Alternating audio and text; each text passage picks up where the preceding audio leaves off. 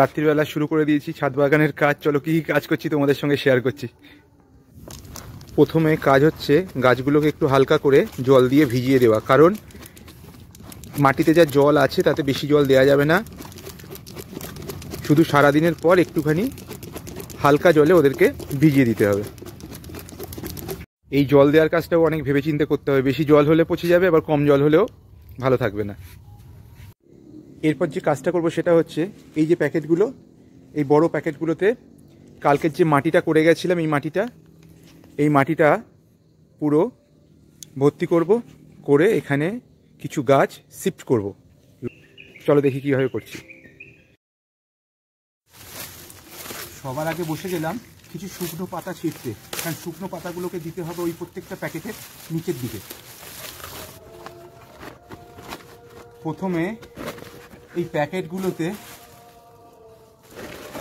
পাতাটা দিয়ে নিচ্ছি। 7খানা প্যাকেট করব প্রথম জানি না মাটিতে কতটা কোলাবে, সেই অনুযায়ী প্রথমে 7টা প্যাকেট রেডি করি, তারপর যদি মাটি থেকে যায় আরও প্যাকেট করব।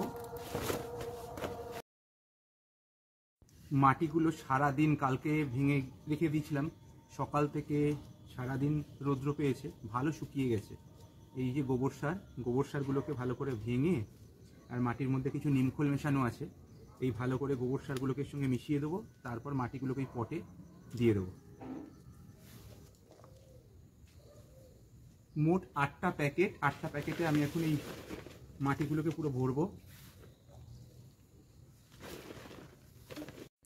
এখানে আমার 8টা প্যাকেট মাটি রেডি হয়ে গেছে, আর তার সঙ্গে সঙ্গে রেডি হয়ে গেছে এই 8টা লঙ্কার চারা।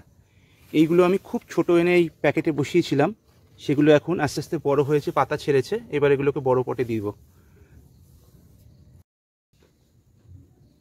এইবার এই পটটার মধ্যে এই চারাটাকে বসিয়ে দিচ্ছি।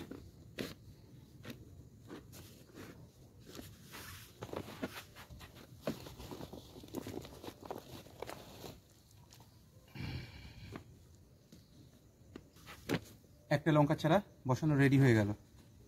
এরকম করে 7টা বসিয়ে নেব। 8টা পটে গাছ বসানো রেডি করে ফেলেছি। এরপর এর মধ্যে শুধু জল দিয়ে দেবো, ব্যাস, তাহলেই আমার কাজ কমপ্লিট।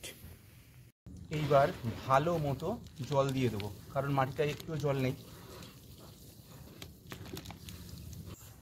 তো কেমন লাগলো আজকে আমার এই কাজ?